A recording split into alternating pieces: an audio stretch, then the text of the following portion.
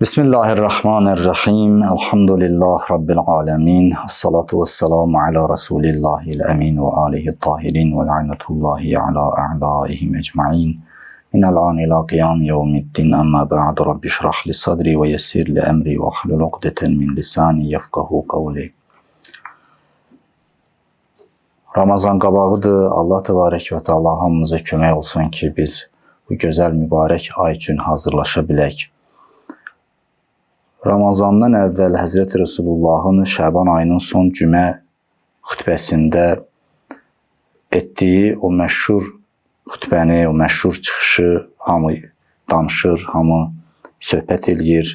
Çünki o çox mühüm bir çıxışdır, mühüm bir söhbətdir. Həzrət Əmirül Müminin Əli əleyhissalam nəql eləyir və bizim mötəbər kitablarımızda da nəql olunur həmin hədis, həmin xütbə. Ona görə mühümdür ki, Həzrət Resul-i Əkrəm Ramazanın əhəmiyyətindən, onun fəzilətindən danışıb, Ramazanın proqramını təyin eləyib, Ramazanda hansı işlər görülməlidir, hansı proqramlar yerinə yetirilməlidir, o çıxışında Həzrət Resul-i Əkrəm təyin etmişdir. Çünki Quran-ı Kerim orucluğun əhəmiyyətindən danışarkən təqvadan danışıb, buyurur ki, orucun əhəmiyyəti ondan ibarətdir ki, o sizi təqvaya yaxınlaşdırır, sizi təqvalı olmağa yönəldir. Bu təqva isə Həzrət Resul-i Əkrəmin həmin çıxışında buyurduğu, sadaladığı işlər deməkdir. Yəni, kim o işləri görərsə, o təqva yolunda addımlamış olur. Quran-ı Kerim Bəqərə surəsinin 183-cü ayəsində, həmən o məşhur ayədə, orucluq ayəsində belə buyurur ki, Əuzu billahi minəşşeytanirracim. Ya eyyuhəl-ləzīnə əmənu kutibə aleykumus-siyamu kəmə kutibə aləl-ləzīnə min qablikum ləalləkum təttəqun. Ey iman gətirənlər, oruç tutmaq sizə vacib edildi, sizə yazıldı, necə ki sizdən əvvəlkilərə yazılmışdır. Yəni, bu Allahın bir əbədi proqramıdır. Əvvəlki ümmətlərdə də oruç tutmaq olub. Çünki insan cismi, insan psixologiyası, insan təbiəti buna hesablanıb ki, o bəzi imtinalarla qabağa gedə bilər. Bəzi o proqramlarla, məşğələlərlə qabağa gedə bilər. Öz ruhunu tərbiyə edə bilər. O proqramlardan biri də aclıq proqramıdır. Bu aclıq proqramında böyük tərbiyəvi məsələlər dayanır, cəhətlər dayanır. Onlardan ən önəmlisi isə insan səbr etməyi öyrənir. Yəni, yemirsən, içmirsən, sübh əzanından ta axşam əzanına qədər sən səbirli olmağa çalışırsan, özünü qoruyursan, haramlardan qoruyursan. Bu bir məşq dövrüdür ki, digər aylarda, digər günlərdə də bizim dadımıza çatır. Həm də sən öz haqqından keçməyi öyrənə bilirsən. Yəni, təbii haqqından keçməyi öyrənə bilirsən. Bu da insanlıq yolunda ən önəmli addımdır. Sən başqalarına görə, başqalarını düşünürsən, öz haqqından keçirsən, özünü fəda edirsən. Ramazan ac qalmaq, susuz qalmaq, ümumiyyətlə Ramazan proqramını icra etmək bu yolda ən önəmli addımdır ki, sənə öyrədir ki, sən fədakar ola biləsən, öz haqqından keçməyi bacara biləsən. Və bu da önəmlidir. Bu insan həyatında, insan təbiətində ayrılmaz rola malik olduğu üçün Allah təbarək və Teala bir ümməti digər ümmətdən ayırmayıb. Buyurub ki, sizdən əvvəlkiləri də bu vacib edilmişdi. Çünki yol budur. Tərəqqi yolu buradan keçir. Orucluqdan keçir, fədakarlıqdan keçir, səbirdən keçir. Ona görə buyurur ki, əvvəlki ümmətlərə vacib edildiyi kimi sizə də vacib edildi. Səbəb nədir? Orucluğun çox faydaları var, amma ən önəmli faydasına Quran-ı Kerim toxunub, buyurub, Ləalləkum təttəqun, bəlkə təqvalı oldunuz. Təqva həmən o insanlıqdır. Təqva insanla Allahın qovuşmasıdır. Təqva insanın Allahı hesaba, yəni hesab edir ki, Allah var, Allah nəzarət, yəni mən Allahla üz-üzəyəm, təqva odur. Yəni Allah hesaba almaq. Yəni mən Allahla üz-üzəyəm. Həyatda Allahla üz-üzəyəm. Allahla mən davranıram. Allahın bəndələrindən davranmaq, yəni Allahla davranmaqdır. Allahı nəzərə almaqdır. Allahla yaşamaqdır. Bütün hər bir işdə sən Allahı görürsən, Allahı nəzarətçi bilirsən, Allahla danışırsan, Allahla hərəkət edirsən. Hər bir şeydə Allahı görmək. Bu təqvadır. Təqva budur. Belə bir təfəkkür insana qurtuluş bəxş eləyir. İndi təqvaya necə yetişə bilərik? Təqvanın necə gücləndirə bilərik biz?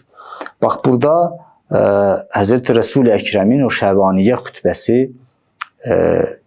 önəmli rol tutur.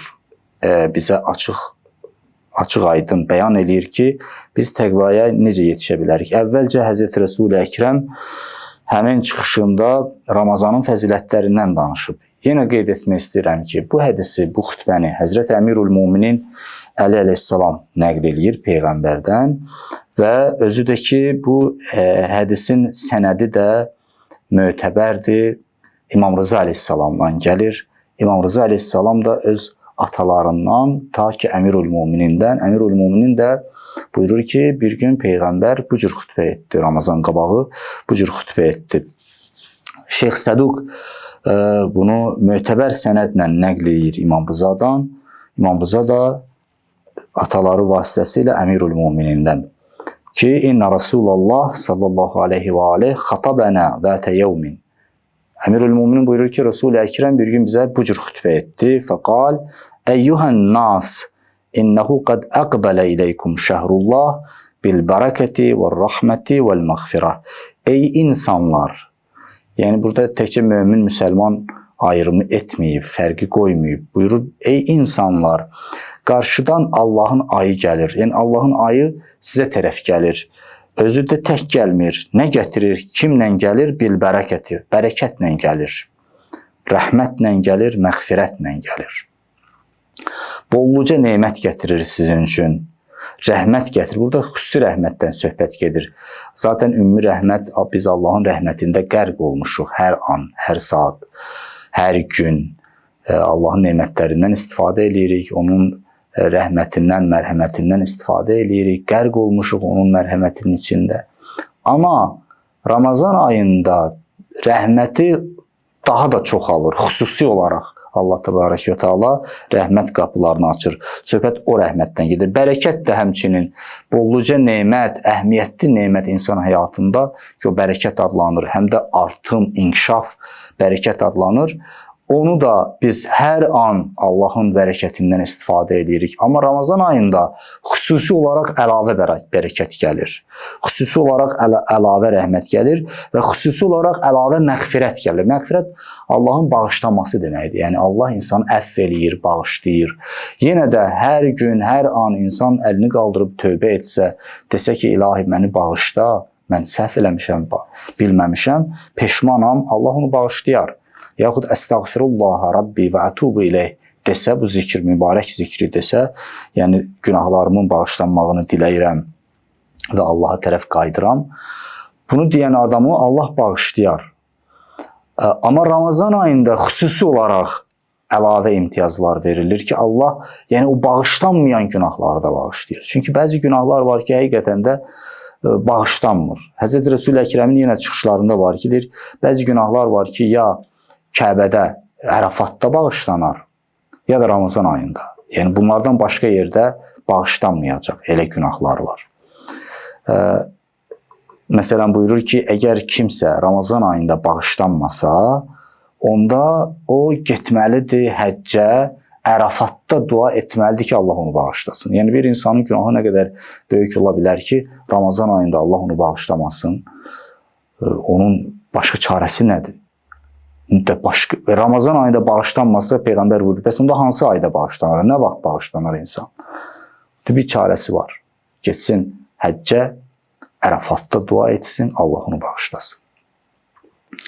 Və görürsünüz, Ramazan nə boyda fürsətdir, nə boyda qapı açılır. Ona görə burada məğfirət deyəndə, bağışlanma deyəndə xüsusi məğfirətdən söhbət gedir. Yəni bağışlanmayan günahları Allah bu ayda bağışlayacaq. Nə gözəl fürsətdir bizim üçün. Bax, Resul-i Ekrem buyurur ki, Ramazan bu nemətlərlə gəlir, bu sovqatlarla gəlir, sizə hədiyyə gətirir, sovqatlar gətirir Ramazan ayı. Şəhrun huvə indallahi əfdalüş şuhur. Bu elə bir aydır ki, Allah yanında ən üstün aydır, ən fəzilətli aydır. Və əyyamuhu əfdalül əyyam. Əyyamı, günləri ən üstün günlərdir. Gecələri ən üstün gecələrdir. Saatları və anları ən üstün saat və anlardır. Huvə şəhrun duaytum fihi ila ziyafetillah. Burada Allah Təbarək və Teala Həzrəti Peyğəmbərin dili ilə buyurur ki, yəni bu ayı mən sizin üçün fürsətə çevirmişəm. Bu ay başdan ayağa fəzilətdir, üstünlükdür. Digər aylardan üstündür, digər günlərdən üstündür. Bunun gecələri, bunun gündüzləri, saatları, anları hamısı xüsusi imtiyaza malikdir. Bundan istifadə edin.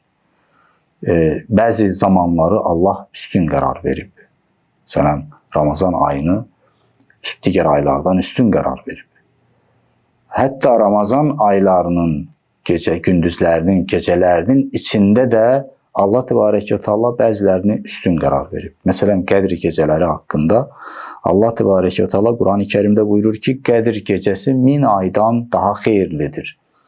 1000 ay orada yəni simvolik bir rəqəmdir. Yəni müqayisə olunmaz da. Bir gecə 1000 aydan üstündür. Yəni bütün aylardan, bütün günlərdən üstündür bir gecə. Nə üçün? Çünki Quran nazil olur. Allahın mələkləri nazil olur, taleylər həll olur. Allahın proqramı yer üzünə nazil olar həmən gecədə. Ona görə həmən gecədə əgər insan dua etsə, duası qəbul olsa, həmən gecənin fəzilətindən istifadə etsə, onun həyatında, onun taleyində, gələcəyində müqayisə olunmaz bir fəzilətdir, müqayisə olunmaz bir savabdır. Böyük bir nemətdir. Görürsünüz, bəzi günlər ona görə fəzilətli qərar verilib ki, bizim əslində diqqətimizi cəlb eləmək istəyir Allah Təbarək və Teala. Bəzi yerlər də həmçinin ona görə daha çox fəzilətlidir ki, insan o yerə gedəndə daha çox diqqət yetirsin Allaha. Məqsəd insanları cəlb etməkdir, insanların diqqətini özünə yönəltməkdir. Allah bunu istəyir. Yəni insan Allah üçün o qədər əzizdir ki, istəyir ki, bu vasitələrlə insanın diqqətini özünə cəlb eləsin. Əslində bu dünyanı Allah Təbarək və Teala öz ayələrini, gözəlliklərini yaradıb ki, insanın diqqətini daha çox cəlb eləsin. Daha çox insan Allaha diqqət yetirsin, Allahı yad etsin, Allahın gözəlliklərini görsün ki, bizi hansı bir gözəllik yaradıb, hansı bir əzəmət yaradıb, qüdrət yaradıb. Yəni Allah Təbarək və Teala bu gecələri, bu ayları, bu günləri üstün qərar verməklə bizim diqqətimizi cəlb edir ki, yəni bu ayda mənə diqqət elə. Sənin qurtuluşun məndədir, sənin nicatın məndədir, sənin inkişafın, tərəqqin məndədir. Bu ayı əldən vermə. Huvə şəhrun duaytum fihi ila ziyafetillah. Bu ayda siz Allahın qonaqlığına dəvət olunmusunuz. Möhtəşəm kəlmələrdir. Qonaqlıq bilirsiniz ki, bir qonaqlıq verəndə səni əziz tutub, səni dəvət edib, səni sayıb və sənə hörmət bəsləyib. Öz süfrəsini açıb sənin üçün hər cürə xidmət göstərmək istəyir sənə. Sənin qulluğunda dayanmaq istəyir. Peyğəmbər buyurur ki, Allah da sizin üçün bu cür ziyafət qurub bu ayda. Və cu'iltum fihi min əhli kəramətillah. Bu ayda Allahın hörmət etdiyi insanlardan qərar verilmisiniz.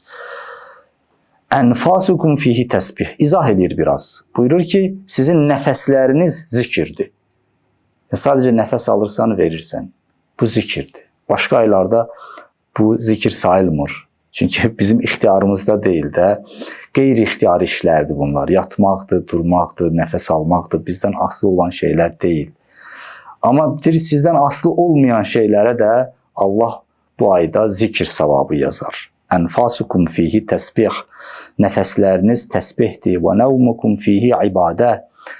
Sizin Yatmağınız ibadətdir bu ayda. Və əməlukum fihi məqbul, əməlləriniz məqbuldur. Allah dərgahında qəbul olar. Və duaukum fihi müstəcab, duanız da müstəcabdır. Yəni cavab verirlər sizin duanıza. Dua eləyin ki, Allah da cavab versin. Bax, bu proqram, bu fəzilət yalnız və yalnız Ramazan ayına məxsusdur ki, Həzrəti Rəsul-i Əkrəm bu ayda deməli Ramazanın fəzilətlərini bəyan edir ki, biz bilək ki, biz hansı aya daxil oluruq.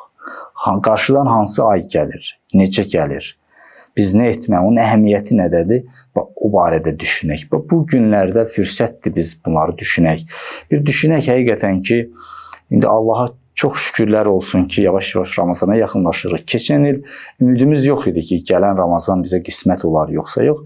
Bu il daha yaxınlaşmışıq. İnşallah ümidimiz var ki, Allah bizə nəsib eləyər, bizə ömür verər, nəsib eləyər ki, biz yenə də bu gözəllikdən istifadə eləyərik, yenə də Ramazanın feyzindən inşallah bəhrələnərik. Bunu düşünək ki, yəni keçən il o ümidimiz yox idi. Dua eləyirdik ki, ilahi gələn Ramazanda bizə nəsib elə, amma şükür Allaha yaxınlaşmışıq. İnşallah ki, nəsib olar bizə. Və bu haqda düşünməkdən əlavə hazırlıq işləri görək. O işlər ki, məsələn, keçən il deyirdim ki, ey kaş mən Ramazanı belə yaşayaydım. Kaş Ramazanda gərək belə eləyəydim. Bu ayda insan o nöqsanlarını xatırlasın və çalışsın ki, indi gələn Ramazanda, bu Ramazanda mən o nöqsanlara yol verməyim. Bunu insan düşünsə, bir hazırlıq işlərini görsə, bir halallaşsa, keçən səfər də qeyd etdik. İnsanın kimsə boynunda başqasının haqqı varsa, getsin halallıq alsın. Bir günahı varsa istiğfar eləsin. Paklansın, təmizlənsin. Çünki yağış dənələri kimidir. Quran buyurur ki, Allahın rəhməti, Quran-ı Kərimin özü, mərifətullah yağış dənələri kimidir. O yağır, məhdudiyyətsiz yağır, hər yerə yağır. Amma yerdə olan gölməkə hərə öz tutumu qədər o yağışdan özündə saxlayır, yağış suyunu saxlayır. Kimin tutumu nə qədərdirsə o qədər saxlayır. Bir var ki, insanın qəlbi genişdir, İnsan ruhu genişdir, böyükdür, o daha çox qəbul eləyir. O daha çox bəhrələnir, daha çox o yağışın suyunu özündə saxlayır. Yəni Allahın mərifətini, Allahın rəhmətini, bərəkətini özündə saxlayır. Amma insanın tutumu az oldu, ruhu balaca oldu, istər-istəməz çox az istifadə eləyir. Sədi Şirazidir, səhv eləmirəmsə, ya Sədi Şirazidə olmalıdır, ya da Cəlaləddin Rumidə olmalıdır. Yağış suyundan danışır və buyurur ki, yağış suyu yağanda balıq ağzını açır, bir damcı udur o yağış suyundan, o onun qarnında mirvari olur. İlan ağzını açır, bir damcı udur yağış suyundan, o zəhər olur və bu zəhər dərmanlarda istifadə olunur, faydalı olur insanlar üçün. Bir neçə şey sayır, sonra buyurur ki, amma itin üstünə töküləndə, yağış yağır, itin üstünə də tökülür. Amma it ondan heç bir bəhrə almır. Ona görə ki, bir dəfə deyir, özünü yaxşı-yaxşı sirkələyir, o yağış dənələri hamısı tökülür, gedir. Deyir, insan belə olmasın. Rəhmətdir gəlir, məğfirət, bərəkət gəlir. İnsan bir tutumu olsun, bir hazırlığı olsun. Yoxsa o itin misalı kimi gəldi, üstümüzə yağdı, amma biraz özümüzü sirkələdik, töküldü, getdi, bu belə olmasın. Allah Teala inşallah bizi bu ayın rəhmətindən, bərəkətindən, məğfirətindən istifadə edənlərdən qərar versin inşallah. Allah Teala sağlam və salih şəkildə bizi Ramazana qovuştursun və Ramazanın feyzinə çatmış halda bizi ondan xaric etsin inşallah. Hamınızı Allaha tapşırıram və selamu aleykum və rəhmətullahi və bərəkatuhu.